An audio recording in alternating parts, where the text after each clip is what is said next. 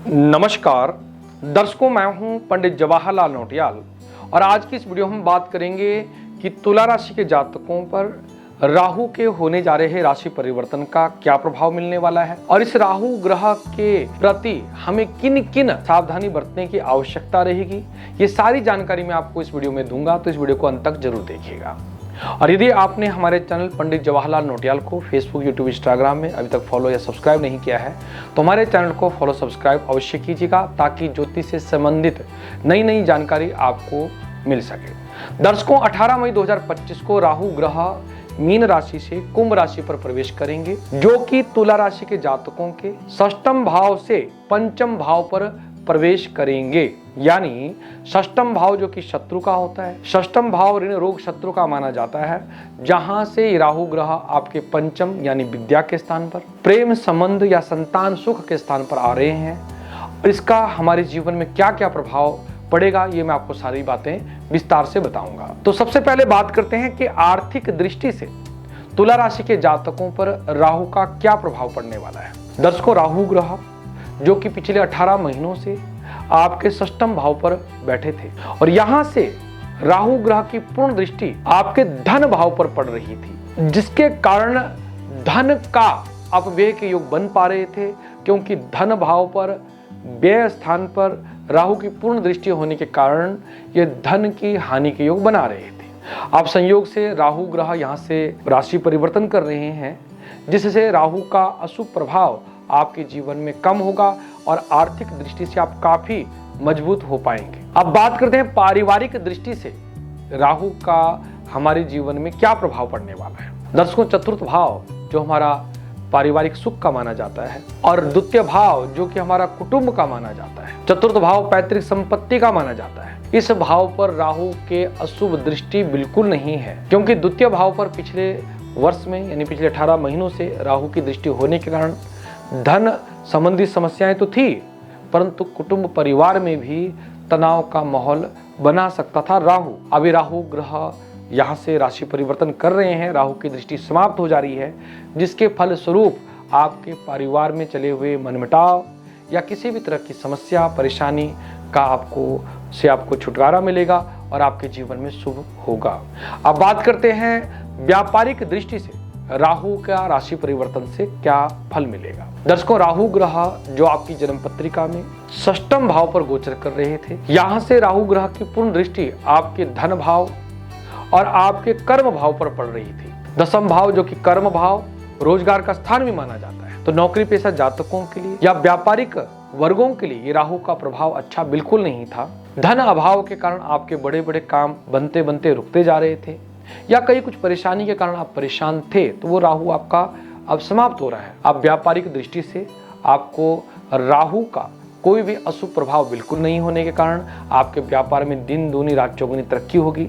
जो हमारे नई रोजगार की तलाश कर रहे हैं हमारे भाई बहन, तो उनको रोजगार की प्राप्ति के योग बनेंगे। राहु का अशुभ प्रभाव आपके रोजगार में बिल्कुल नहीं पड़ेगा। या ऑफिस में कोई मनमुटाव चल रहा था या कोई ऑफिस में ऑफिशियल कोई परेशानी थी, उसका भी हल होते हुए नजर आ रहा है। तो कुल मिलाकर के हमारे तुला राशि के जातकों के लिए व्यापारिक दृष्टि से, जॉब की दृष्टि से, राज दरबार की दृष्टि से किसी भी तरह का दुष्प्रभाव राहु का नहीं पड़ेगा और राज दरबार में या आपके व्यापारिक क्षेत्र में, आपकी जॉब में आपको सफलता की प्राप्ति होगी। दर्शकों, भूमि भवन वाहन का स्थान हमारा चतुर्थ भाव होता है। इस भाव पर राहु का कोई ऐसा अशुभ प्रभाव न होने के कारण, राहु ग्रह के गोचर के कारण आपके नवीन भूमि वाहन आदि के योग में भी कोई बाधा नहीं है। आपका काम अच्छा रहेगा और आप नई भूमि या नया भवन आप खरीद सकते हैं, नया वाहन खरीद सकते हैं, और ये जो आपकी काफ़ी समय से इच्छा थी वो भी आपकी पूरी हो सकती है। अब बात करते हैं पंचम भाव जो हमारा संतान का भाव, विद्या भाव होता है। इस भाव पर राहु के प्रवेश से क्या प्रभाव मिलने वाला है। संतान पक्ष की दृष्टि से देखें तो पंचम भाव का राहु संतान सुख के लिए कमी लाता है। संतान की तरफ से कोई चिंता या परेशानी के योग बनते हैं। जो हमारे तुला राशि के जातक संतान योग प्लान कर रहे हैं या नई संतान चाहते हैं तो उनको भी इसमें दिक्कतें आ सकती हैं। विद्यार्थी वर्गों को भी, क्योंकि पंचम भाव विद्यार्थी का होता है, तो पंचम भाव में राहु ग्रह के आ जाने के कारण आपको विद्या में कुछ संघर्ष परेशानियां रह सकती है। आपकी प्रतियोगी परीक्षा की अगर आप तैयारी कर रहे हैं, यहाँ भी आपको दिक्कतें आ सकती है। तो कुल मिलाकर के 18 मई के बाद जो राहु आपकी राशि से पंचम भाव पर आ रहे हैं, तो सबसे ज्यादा प्रभाव इसका आपके विद्या स्थान पर पड़ने वाला है, जिस कारण से आपकी विद्या में काफ़ी परेशानी तनाव रह सकता है। तो मैं विद्यार्थी वर्गों को सावधान करना चाहूँगा, तो आप अपनी पढ़ाई पर विशेष ध्यान दें और साथ साथ में माता भगवती का भी नित्य पूजन करें, ताकि राहु का कोई भी प्रभाव आप पर ना पड़े। दैत्य दर्प विनाशिनी माता दुर्गा दैत्यों का नाश करने वाली होती है। तो राहु ग्रह दैत्य ग्रह है, तो माँ दुर्गा भगवती का या सरस्वती माता का नित्य आप पूजन करें, मंत्र का जाप करें, ताकि राहु ग्रह आपकी विद्या में किसी भी तरह का व्यवधान उत्पन्न न करे। और जो संतान पक्ष की बात करें तो वहां पर भी राहु के कारण तो आपको राहु ग्रह की शांति के लिए दान करने की आवश्यकता रहेगी, या किसी सुयोग्य ब्राह्मण से राहु शांति का कोई छोटा सा पाठ आप जरूर करवाएं, ताकि राहु आपके शांत रहें और आपके इच्छित संतान की प्राप्ति के योग बन सके। तो दर्शकों, ये तो था तुला राशि के जातकों के लिए राहु का क्या क्या प्रभाव जीवन में पड़ेगा, ये इसके बारे में हम आपको बताया। अब हम आपको राहु ग्रह की शांति के उपाय बताना चाहेंगे। सबसे पहला उपाय रहेगा कि राहु ग्रह की शांति के लिए आप गौमेध रत्न बिल्कुल ना धारण करें, क्योंकि राहु रत्न गौमेध धारण करने से आपके जीवन में परेशानी आ सकती है। हाँ, राहु रत्न गौमेध को आप दान कर सकते हैं, दान का शुभ फल मिलेगा, जबकि धारण करने से आपको दिक्कतें आ सकती है। राहु ग्रह की शांति के लिए किसी जरूरतमंदों को नीले या काले रंग का कंबल या वस्त्र का आप दान करें तो राहु ग्रह की शांति होती है। राहु ग्रह की शांति के लिए सरसों, नारियल, नीले रंग का वस्त्र या नीले या काले रंग के जूते आप किसी गरीबों को दान करते हैं तो इससे भी राहु ग्रह की शांति होती है। ओम राहवे नमः इस मंत्र का जाप करने से राहु ग्रह शांत होते हैं और हमारे जीवन में मंगल होता है। तो दर्शकों, ये था तुला राशि के जातकों पर राहु ग्रह के प्रभाव और राहु ग्रह की शांति का उपाय।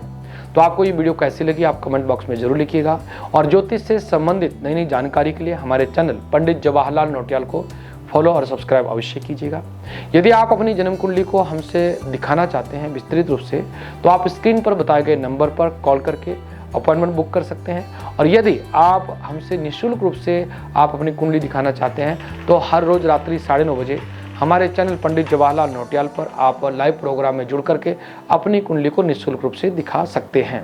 तो आज के कार्यक्रम में इतना ही। नई वीडियो के साथ आपके सामने जल्दी उपस्थित होंगे। तब तक आपसे विदा चाहेंगे। बहुत बहुत आशीर्वाद। नमस्कार। जय श्री कृष्णा, जय श्री राधे।